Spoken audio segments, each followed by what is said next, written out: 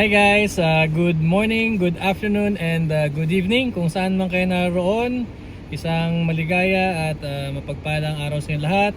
So ito na naman, panibagong vlog for today. So ngayon papunta kami sa skating session. Bali ngayon ay Sunday here in Canada. At today's date is ano ba ngayon? January 18. So time is 5:03 PM at maganda ang weather ngayon, negative 3 degrees lang. And yung snow ng mga nakarang linggo, medyo natutunaw na siya, pero this week lang 'yan kasi next week is due to from weather forecast mag-snow ulit at babagsak uli ng mga negative 20 plus ang weather. So ngayon pupunta kami ngayon ng arena at mag-skate ang kasama kong mga professional skater dito. Mag-hi muna. Mag-hi. Hi. Jessica, Andre. I love you. Okay. So, saan tayo punta? Sa Memorial Arena. Ito, mag-drive muna ako. Puro putik at basa na lang yung daan ngayon dito. Pero hindi to magtatagal kasi next week na naman ay babagsak na naman ang temperature, sobrang lamig at mag-i-snow uli. So ganoon lang naman ang buhay dito sa Canada guys, no? On and off lang ang snow, pati ang temperature. Akyat baba lang, tapos ang snow. On and off lang din.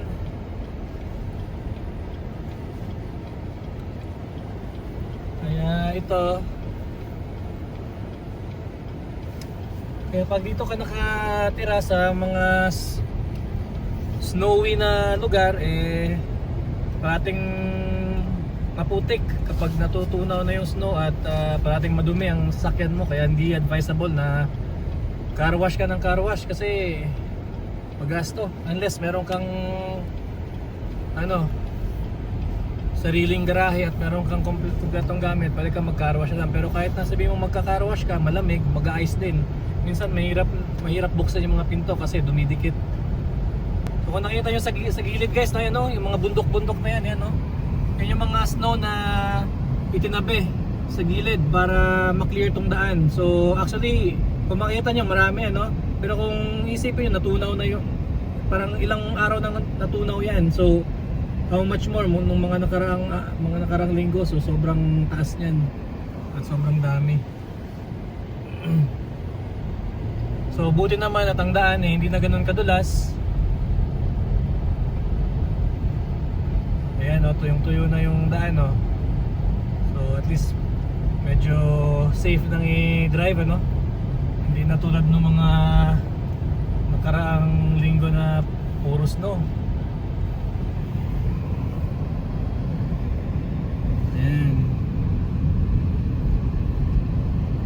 So dyan sa nakikita nyo guys, dyan maganda dyan mag snow sledding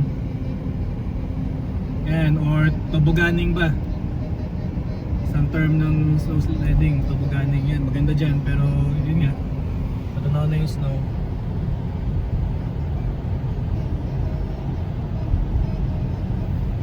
At saka kung napapansin nyo nga pala guys, ewan ko lang kung napanood nyo yung mga nakarang vlog ko, ganitong oras, alas 5, madilim na. Kumbaga parang 7 o'clock to 8 o'clock ng gabi na kasi madilim na nga, as in literal na madilim. Ngayon, kung makikita nyo, maliwanag na, so ibig sabihin, papunta na tayo sa spring. Kumbaga yung araw humahaba na yung oras, kumbaga yung daytime, yung daylight niya. Kasi pag winter mas mahaba talaga yung yung dilim. So kung ito, dahan-dahan na siyang nagta-transition. Kaya kahit alas 5 na, medyo maliwanag pa rin konti. Lalo na mga month of February, March yan. Month of February or March siguro, mas maliwanag na. Andito na kami sa Dawson Creek District Memorial Arena. Ayun, kung makikita nyo, ayan. District, Dawson Creek and District.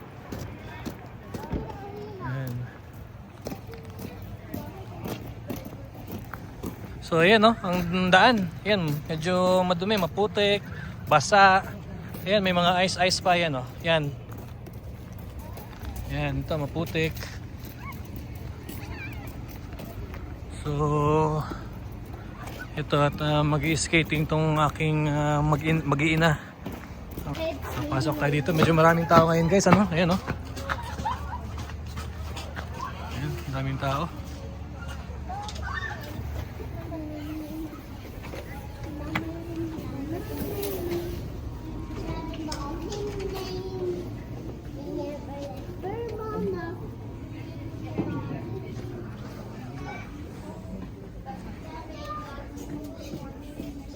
So yung admission ano?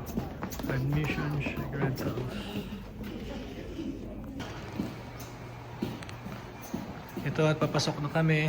Ito yung entrance ng arena no? Entrance ng arena. Ayan. Bit-bit ang kanilang mga skates ano? Skating shoes nila at helmet. Mas mainam na bumili kayo ng sarili niyong ano pag para hindi masyadong magastos sa renta. Yan.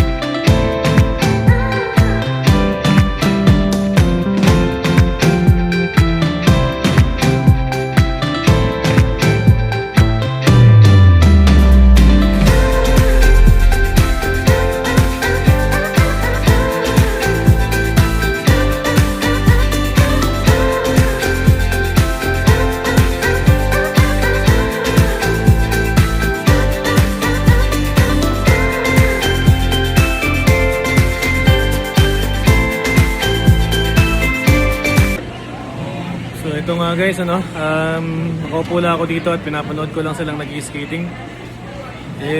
Ako kasi, hindi kasi ako mahilig sa skating, pero nakakapag-skate naman kahit pa paano. Medyo may lower back problem kasi ako, kaya hindi ako nagtatagal sa ganyan. Sumasakit yung lower back ko. Kaya ito, hanggang tingin lang tayo guys, So ito nga pala, dito ako sa itong parang upuan nila dito. Yan, medyo maraming tao ngayon, Hindi katulad ng mga nakarang linggo. Hindi ganoon karaming tao. Pero ngayon, napansin ko parang sobrang daming tao. Kasi siguro nga dahil hindi na ganoon kalamig. Maganda yung weather ngayon at isa pa, yung daan medyo hindi na madulas. Kaya ito,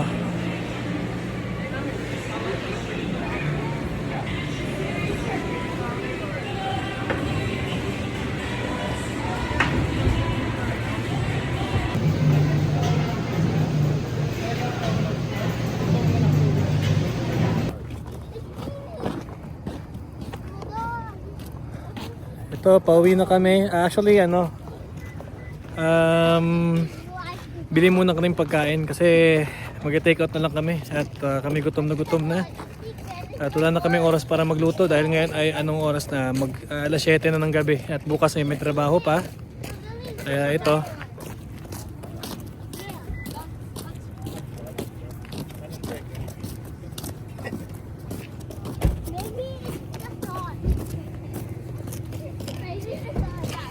So guys, hindi namin alam kung saan kami order ng pagkain pero baka sa isang Filipino restaurant lang siguro dito. Papaluto na lang siguro kami. So ito guys, papagasolina muna tayo. Bale dito kami pumunta pala sa sa 7-Eleven. So ang ginawa namin, bumili lang kami ng chicken kasi masarap din naman yung manok dito, So ayun na rin naman kasi namin mag stay pa. Gusto take out na lang. So ito, mag-gasolina muna tayo. So ang gasolina nga pala ngayon is ano 136.4 regular. Kumbaga regular yan siya. Bali ito, naka $80 din tayo, ano?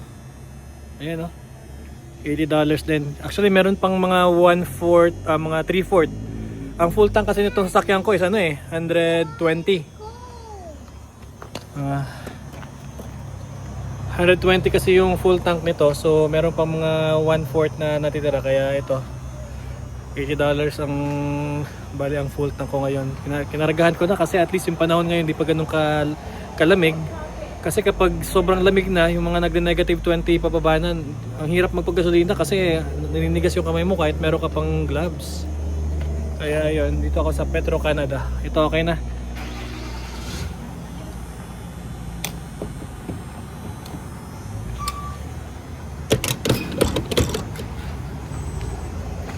So ito nga pala guys, no, wala na yung takip, diretso na yan.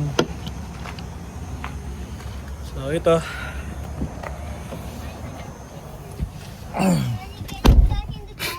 So bale after nito, may pipick upin pa kaming nagpaluto kami ng palabok sa isang Filipino restaurant dito. So baling dinner namin is palabok at saka fried chicken. So yun lang para mabilisan kasi bukas may work na. So para mamaya pag-uwi ng bahay, ligo at pahinga na. So ayan. Bali ito yung binili namin chicken. Yeah, I know it's Magkano chicken be? $13 with lunches. 4 pieces with lunches. So $13. Andre, what are you doing? Mommy, why is that one moving? I don't know. It might be a plane. Andre, can you please let's go now?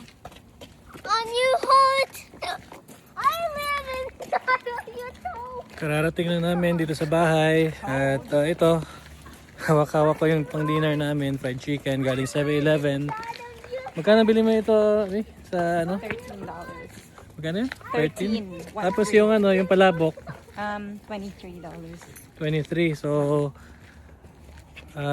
bali nagasto namin lahat $13 plus 23. So kaya na mag-compute. So yun yung dinner namin ngayon. Kasi wala nang oras para magluto pa kasi bukas may trabaho na nga. So ngayon alas 7 na. Pag-uwi, ngayon pagdating namin sa loob, dinner muna tapos ligo, pahinga at bukas back to normal na ulit tayo, So ito kami sa apartment guys, ito yung apartment namin. Kung nakikita nyo, ito damo na yan, damo na. Ayan, damo na yan. Wala nang snow. Dun sa likod meron pa yun, yun snow. Pero patunaw na yan. Pero next week snow uli. Kakapal uli yan. So ito tayo, dito na kami. Ayan, ito nga pala yung apartment namin guys. Ayan. Ayan.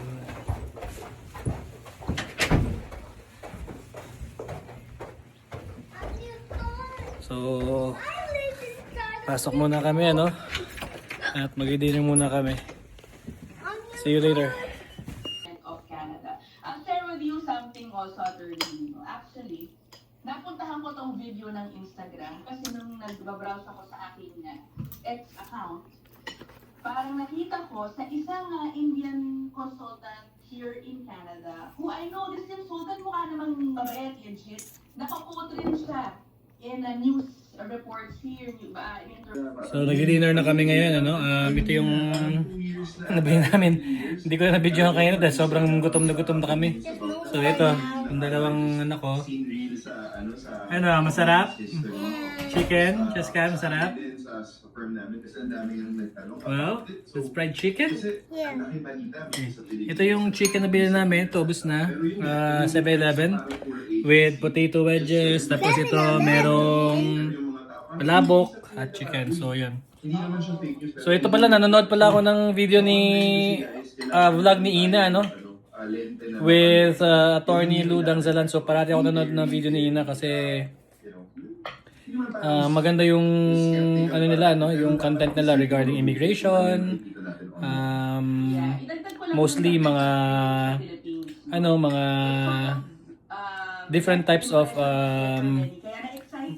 like mga international students, mga refugees, asylum seekers, so anything regarding immigration, tinatalakay nila. So okay rin na maging updated tayo kung ano may nangyari sa immigration ngayon, lalo na nga ngayon, naghihigpit na. So ayun.